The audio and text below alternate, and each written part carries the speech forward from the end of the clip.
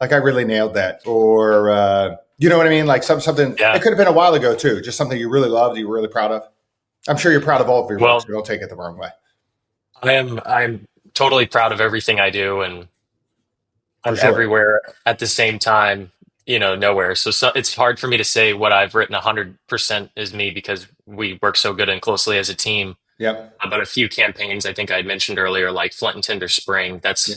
that's probably my favorite house brand of Huckberry. So getting ready to work on that. They stopped the campaign in Marfa, Texas. We had this huge um, campaign shoot behind it. So to put the copy with it and make that a full living, breathing thing was awesome.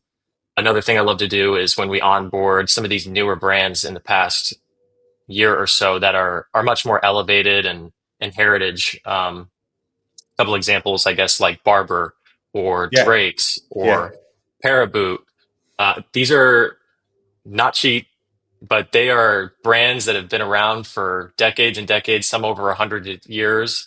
And so to kind of speak about those and introduce them to a Huckberry customer that might not be as familiar or might just be coming to it for the first time, it's really cool that that I get to kind of explain and give them a rundown of like why you should be looking at like a Paraboot Derby or why you should be getting like a Barber rain jacket over, something else. That's a great question. Like Barber, okay, Barber comes in and comes becomes part of the Huckberry ecosystem, right?